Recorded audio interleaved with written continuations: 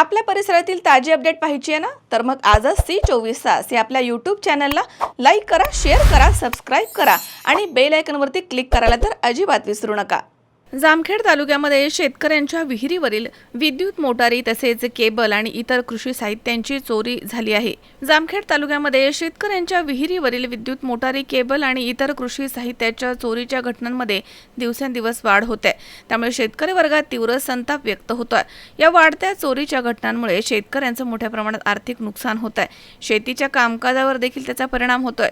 या पार्श्वभूमीवर जामखेड तालुक्यातील शेतकरी बांधवांनी शेतकरी नेते मंगेशदादा आजबे यांच्या नेतृत्वाखाली तहसीलदार धनंजय बांगर आणि पोलीस निरीक्षक दशरथ चौधरी यांना निवेदन देऊन तात्काळ कारवाईची मागणी केली आहे.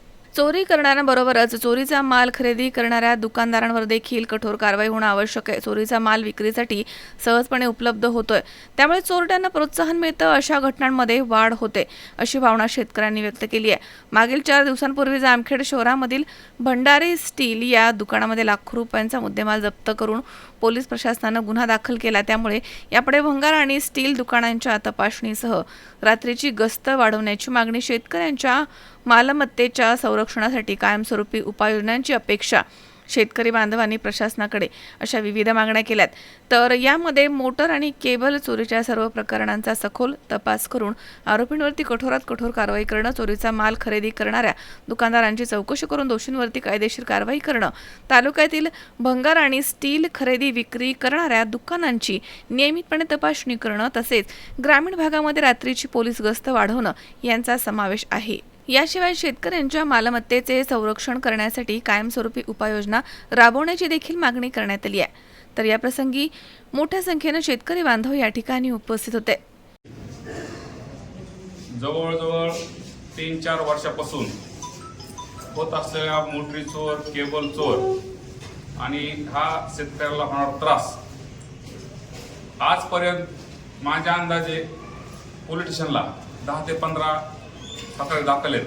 कोणाची केबल गेली, कोणाची मोटर गेली, पण आतापर्यंत एकही शेतकऱ्याला त्याच्या चोरी पकडून मोटर दिलेलं नाही, केबल दिलेलं नाही. तरी सुद्धा काल पाहता पोलीस स्टेशन जामखेड चौधरी साहेबांनी एक भंडारी स्टील या दुकानी धडक कारवाई केली आणि त्या कारवाईमध्ये जवळजवळ 20 लाख रुपयाची तांब्याची तार जप्त केली. ही तांब्याची तार म्हणजे कोणची, जे केबल जी मोटरला वायडिंगला असती ती त्यांनी जप्त केली.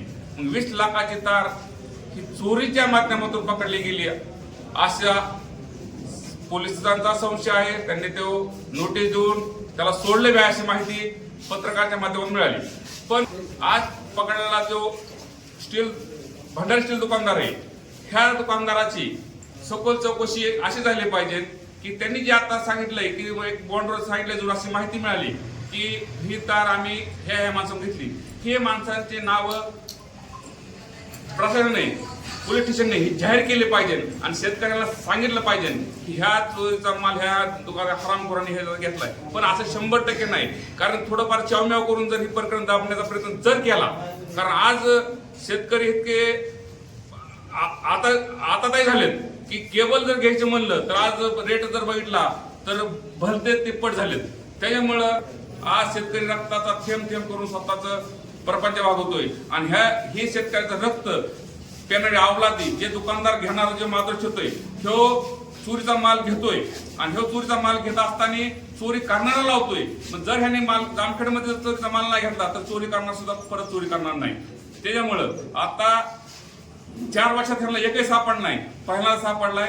ह्याची सखोल चौकशी करून सखोल चौकशी शेतकऱ्याचा न्याय दिला पाहिजे आणि प्रशासनाला आणि PI साहेबांना विनंती की हा प्रकरण दाबू नका. ज्यांच्या मोटरा गेल्यात, ज्यांचे FIR दाखल झालेत त्यांना दिलासा मिळेल ही तुमच्या माध्यमातून शेतकऱ्याला दिलासा मिळण्याची आम्ही अपेक्षा करतो. आणि पुढील काळात जर हे दाबण्याचं प्रकरण जर प्रयत्न केला तर सर्व तालुक्यातील शेतकरी बांधव रस्त्यावर उतरून आंदोलन केल्याशिवाय राहणार नाहीत. खऱ्या अर्थानं ही मोटरी बशी सुद्धा शेतकऱ्याला रस्त्यावर झोपावं लागतंय चोरी तर नाही बघायसाठी. ही एकदम बेकार परिस्थिती. त्याच्यामुळं सर्व तालुक्यातील शेतकरी बांधवांना विनंती की आपल्या मोटरी जर गेल्या असत्या तर प्रशासनाला पैसे येऊन PI पैसे येऊन तुम्ही दाखल करा आणि जो चोरीचा माल घेतो ह्यावर कारवाई झालीच पाहिजे. पुढं जामखेड तालुक्यातील सर्व भंगार दुकानं कुठला माल घेतात कुठला नाही घेतात तपशील त्यांनी 8 दिवसाला तपासलेच पाहिजे. कारण काय झालंय, माझी साहेबांना विनंती की आपण शेतकऱ्याचे लेकरं आहोत, आपले वडील शेतकरी, आपण शेतकऱ्याच्या कुटुंबातून पुढे आलो आहोत आणि जो तपासी अधिकारी असेल पोलीस कॉन्स्टेबल ह्याला सुद्धा माझी तुमच्या माध्यमातून विनंती की तुम्ही तपास शेतकऱ्याची लेकरं म्हणूनच करा. कारण हा फरक घेत नाही, ह्याच्या बॅटऱ्या सुद्धा चोरी गेल्या सुद्धा हे दुकानात घेतोय अशी माहिती मला सांगा. आज जामखेड मधल्या बऱ्याच गाड्याच्या बॅटऱ्या गेल्यात, पण ह्यो आजचं राकेट नाही, की ह्याला पचत गेलेलं आहे आणि पचत गेल्यानंतर ह्यो मोठा झालाय आणि ह्याला सुद्धा लाज वाटली पाहिजे.